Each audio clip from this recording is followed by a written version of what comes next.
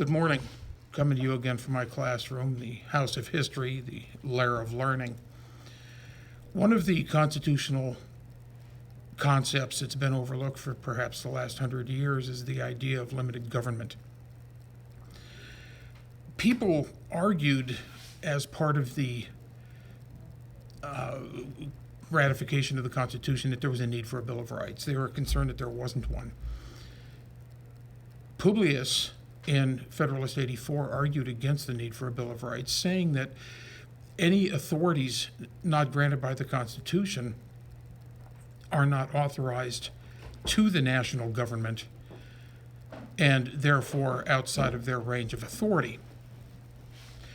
Joseph Story, in 1833, a Supreme Court judge, argued that whenever a general power exists, or is granted to a government, that there would be a threat that that authority would be exceeded, and said it most mischievous forms.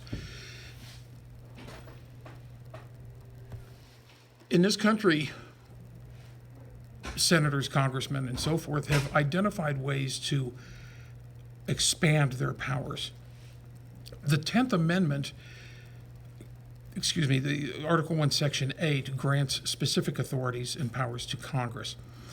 The 10th Amendment says that any authorities not granted by the Constitution belong to the states or the people.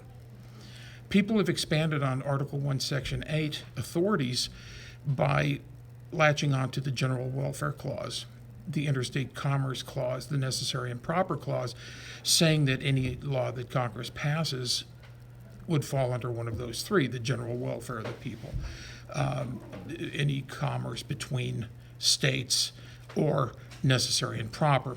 I won't go into the entire dialogue here, but these are kind of established in the field. The question would be, why would there be a 10th Amendment if anything that Congress does would fall under general welfare, interstate commerce, or necessary and proper? Publius got this one wrong.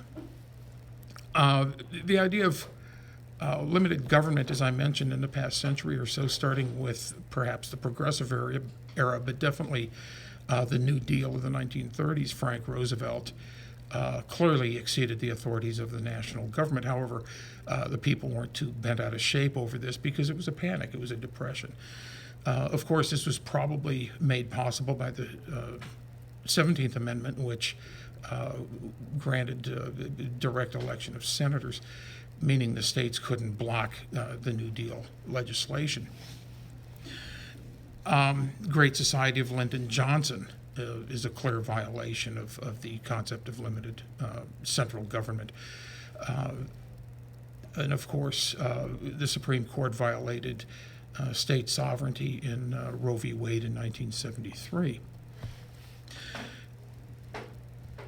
In recent Supreme Court history, in 2018, for example, in the case of Murphy v. NCAA, the Supreme Court ruled that the Congress was not authorized to commandeer state authority.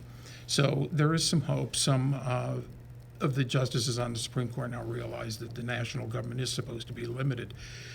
Some of the irresponsibility of the national government and their overreaching of authorities, social programs such as health and human services, housing and urban development, outside the authority of Congress, that's half of the budget.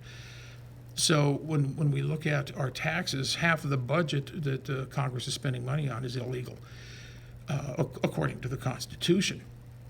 Other actions, environmental protection, education, Department of Education, labor relations, agriculture, clearly outside of the scope of authority of Congress, belong to the states. The point is that if the national government would get out of these functions and the states would take over, we would have 50 laboratories, each looking at how to work these policies and how to work in these areas, and would probably develop more than just a one-size-fits-all from above and actually come up with real, no-doubt-about-it solutions. Have a good day. Thanks for listening.